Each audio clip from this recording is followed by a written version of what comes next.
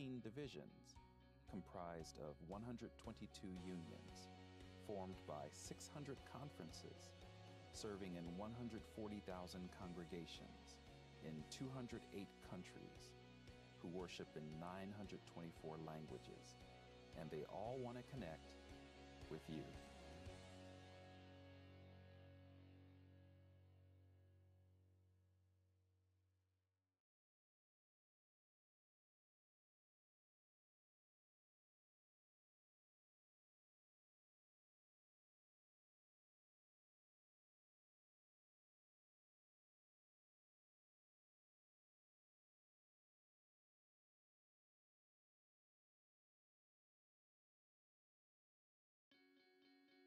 We are people, and we love to get connected.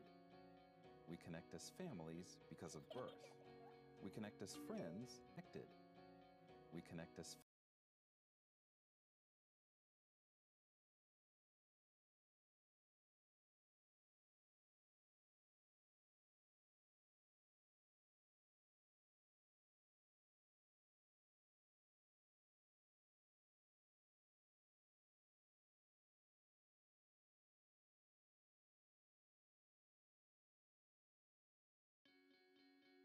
We are people, and we love to get connected.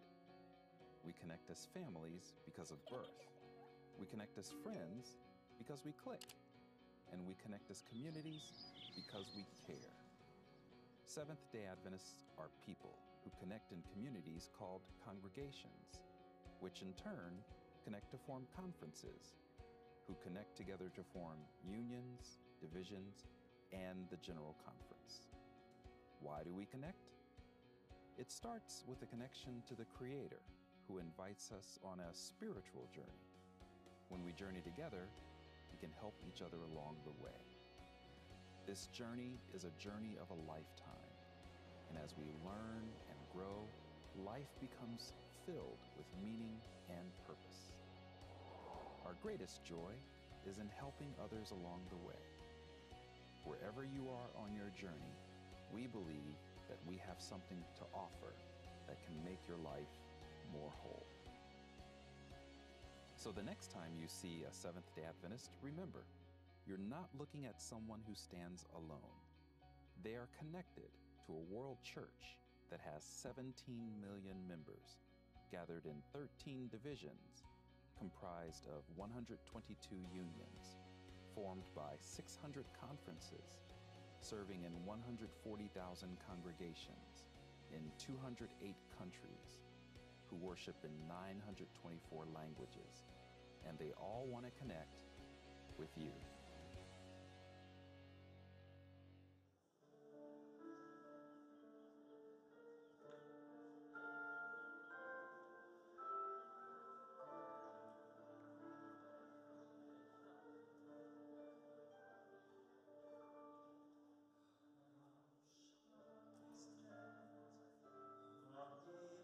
There is my heart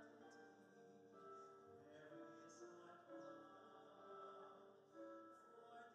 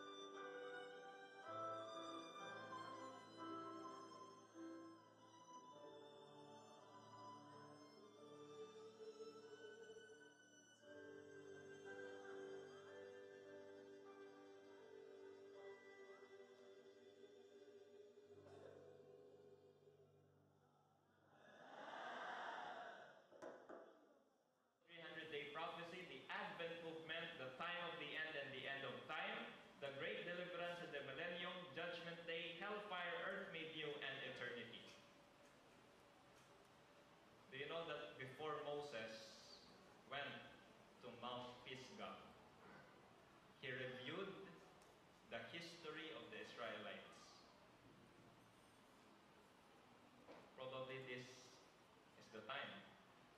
Do you know why? We are about to go to Mount Pisgah and view from there our promised land. The theme of greatest importance is the third angel's message, embracing the messages of the first and second angels. All should understand the truths. How many? All. Does that include the youngest of us? How about the oldest of us? Yes. All should understand the truths contained in these messages and demonstrate them in daily life. For this, read this along with me. For this is essential to salvation. Brothers and sisters, do you know that the Seventh-day Adventist people are supposed to be well-versed in the Bible, memorizing passages upon passages? Even, do you know J.N. Andrews? He can memorize the whole New Testament. Why? Someday the Bible will be taken away from us. And if we do not put these verses into our minds, I don't know what will be called. The Holy Spirit is promised upon those who have put Scripture into their memory. We shall have to study earnestly, prayerfully, in order to understand these grand truths, and our power to learn and comprehend will be taxed to the utmost. It is now time that we must pour in all our efforts, mental efforts, into studying God's Word, even the prophecies contained in the Bible. Thousands in the 11th hour will see and acknowledge the truth. These conversions to truth will be made with a rapidity that will surprise the church, and God's name alone will be glorified. Question: what is the 11th hour? The 11th hour is the hour that comes before 12. And 12 o'clock is already the second coming. Just before the second coming, something will happen that will cause thousands to be converted in a day. We will later look about what time is that. Our time is running out, both by essence and both, and also, literally. Let's review where this conflict of the ages started.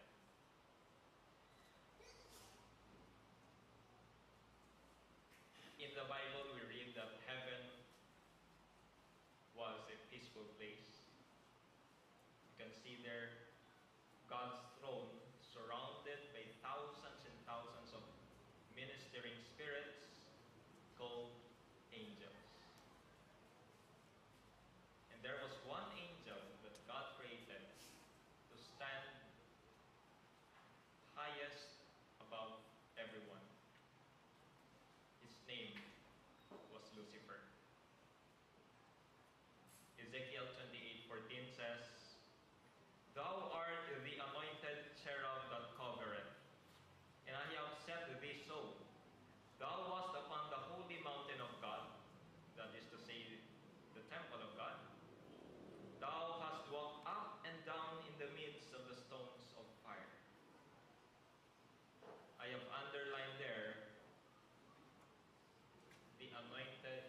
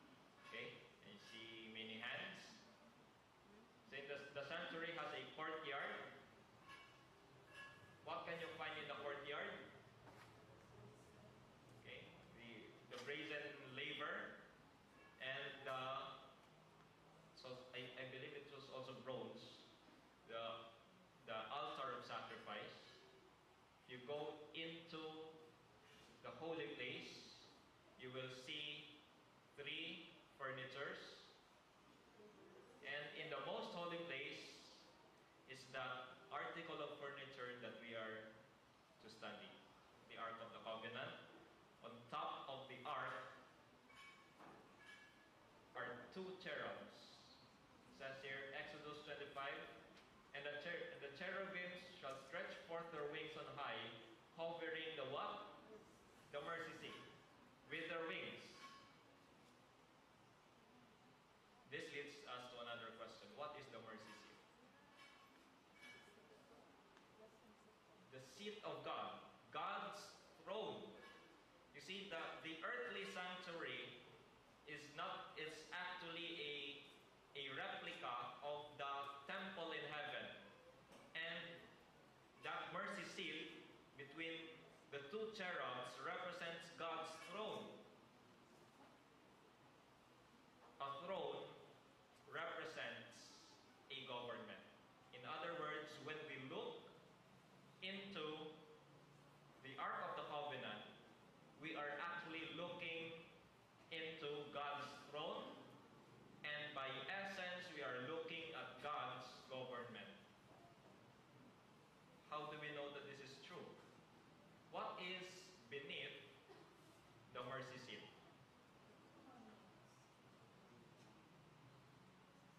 The Ark of the Covenant is really an ark. An ark means that you place in there something.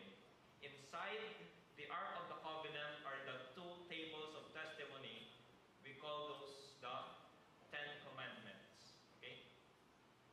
Notice what was written, and what is written in the Great Controversy, chapter 29. The law of love, being the foundation of the government of God, the happiness of all created beings depended upon their perfect accord with its great principles of righteousness.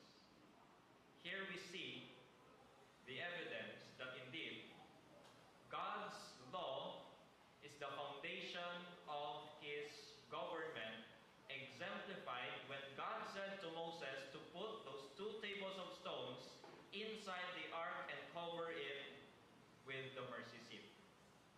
And between and on the side of the mercy seat are two covering cherubs. We will go back to our point. So Lucifer was a covering cherub. He was supposed to cover the mercy seat. What does that mean by essence? He was to protect, he was to keep God's throne. Okay?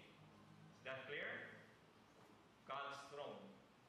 And also, by principle, if he is covering or protecting God's throne, that means that he is also to keep or to protect God's law. Because Ezekiel 28 said, "Thou wast perfect in thy ways from the day that thou wast created until iniquity was found in thee." What is iniquity? 1 John 3:4. Sin is the transgression of the law. In other words, if transgressing the law is equal to sin, and Lucifer committed iniquity, that means that he rebelled against the very law that he was supposed to keep. Is that clear?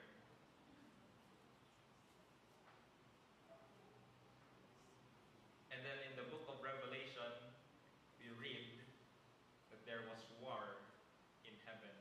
Michael, the word Michael means the same with the Son of God. That's Christ. And his angels fought against the dragon, and the dragon fought and his angels, and they prevailed not. Very interesting, the same chapter in the Great Controversy. To the very close of the controversy in heaven, the great usurper continued to justify himself. When it was announced that with all his sympathizers he must be expelled, then the rebel leader boldly avowed his contempt for the what? For the Creator's law.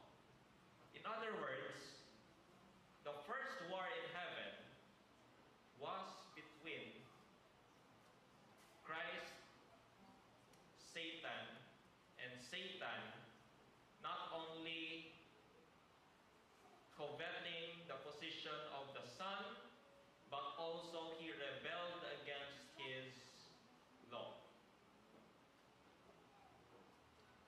then we are introduced to Isaiah 14, 13 and 14.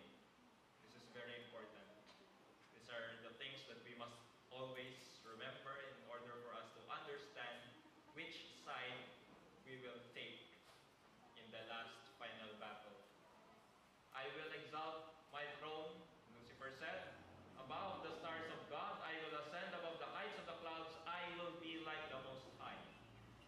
This leads us to another question. What is the Most High like? The Most High is holy, merciful, He is justice,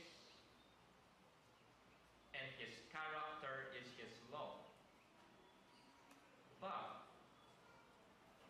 Lucifer rebelled against God's law. And yet he said that he wanted to become like who? Like the Most High. In other words, Isaiah here is something like revealing to us what was in the mind of Lucifer. He said, I will be holy like God without keeping His law. Sounds familiar? Today, are there also people who say that we can be holy like God without keeping His law? That very principle came from the originator of sin. And so, the Bible says there was no place found for them in heaven, and they were cast out. In the book of Deuteronomy, we are given a clue of God's principle of what happens when there are two conflicting parties. Never forget this. When there are two conflicting parties, it says here, if a false witness rise up against any man to testify against him that which is wrong, then both men between whom the controversy is, very interesting word, controversy, shall stand before the Lord, before the priests and the judges, which shall be in those days. In other words, there are two conflicting sides. There needs to be what kind of party? A third party. Does that sound logical? You see, because if you are, do you know how judges are selected? Judges are, they do not have first-hand involvement with the crime. They are law-abiding citizens. So that is why God said to the Israelites, if there is a controversy, let a third party judge between them in the form of priests and judges. Interestingly, Ezekiel 28:17 said, God said to Satan, I will lay you before kings that they may behold thee. Kings. What do kings do? You remember Solomon? When there were two women who came to him, and then there's this baby. One is dead, the other is alive. And what did Solomon do? He said, get a sword, we will cut the baby in two. Actually, that was some form of a judgment. Okay? Kings are also judges. Let's go back to Deuteronomy 19. Priests and judges. Then we go back to Ezekiel 28. We see kings. Do you know that in the Bible these words are repeated again and again? You see, if we don't have a good understanding of the bird's eye view of the Bible, we might just miss the whole story of it. Do you know that the disciples missed the story of the Bible? When they were walking towards Emmaus, Christ walked with them. They did not even know that that was Christ. And then, to them, he was a stranger. He asked them, "Why are you so sad?" And then, it was there when they were talking, all of them realized that the disciples actually do not know what Moses was talking about. They missed the story of the Bible. Today, I hope we will not miss the story of the Bible. In Revelation chapter 1 verse 6, let's go back.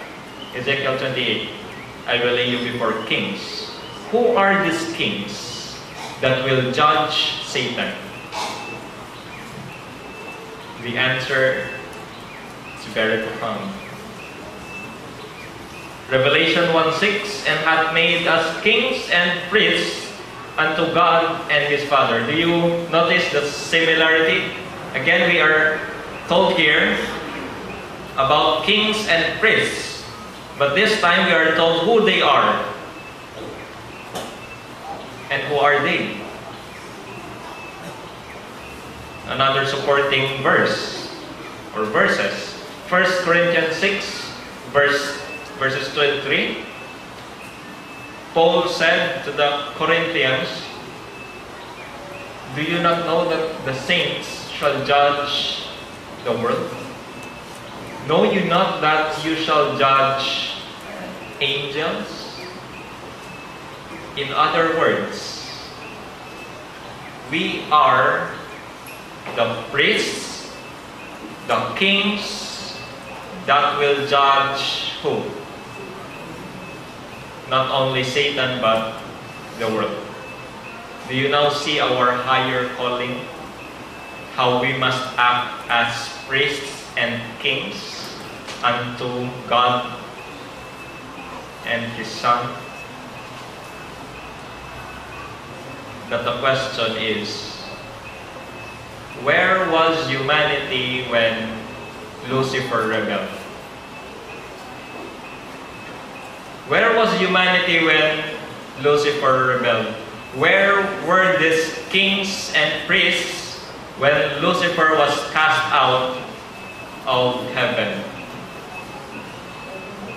You were not even created yet. And so we go to the book of Genesis. Genesis 1 verse 1. That God created the heaven and the earth. We read further, and